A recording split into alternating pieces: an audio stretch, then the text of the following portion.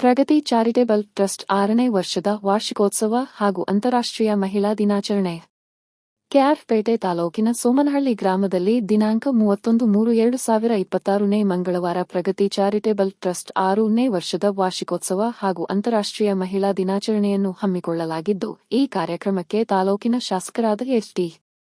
ಮಂಜು, ಮಾಜಿ ಶಾಸಕರಾದ ಕೆ.ಬಿ. ಚಂದ್ರಶೇಖರ್, ಮಾಜಿ ಸಚಿವರಾದ ಕೆ.ಸಿ. ನಾರಾಯಣಗೌಡ, ಆರ್ಟಿಒ ರಾಜ್ಯಾಧ್ಯಕ್ಷರು ಹಾಗೂ ಸಮಾಜ ಸೇವಕರಾದ ಮಲ್ಲಿಕಾರ್ಜುನ್, ಮನ್ಮೂಲ್ ನಿರ್ದೇಶಕರಾದ ಡಾಲು ರವಿ, ಕೈಮಗ್ಗ ನಿಗಮ ಮಂಡಳಿ ಅಧ್ಯಕ್ಷರಾದ ನಾಗೇಂದ್ರ ಕುಮಾರ್, ಟಿ.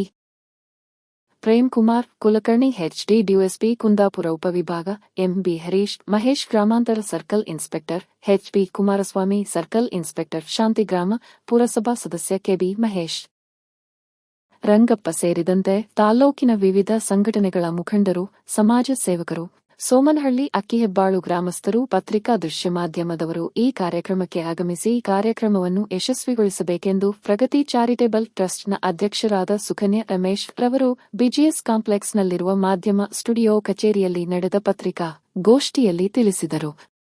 ಈ ಪತ್ರಿಕಾಗೋಷ್ಠಿಯಲ್ಲಿ ಪ್ರಗತಿ ಚಾರಿಟೇಬಲ್ ಟ್ರಸ್ಟ್ ಅಧ್ಯಕ್ಷರಾದ ಸುಕನ್ಯಾ ರಮೇಶ್, ಉಪಾಧ್ಯಕ್ಷರಾದ ನಟರಾಜು, ಕಾರ್ಯದರ್ಶಿ ಕಮಲಮ್ಮ, ಖಜಾಂಚಿ ಪುನೀತ್ ಎಚ್.ಕೆ., ಸದಸ್ಯರಾದ Shobha H S. Dakshayini H K., Pallavi C V. Bhavishya ಸೇರಿದಂತೆ ಮತ್ತಿತರರು ಉಪಸ್ಥಿತರಿದ್ದರು.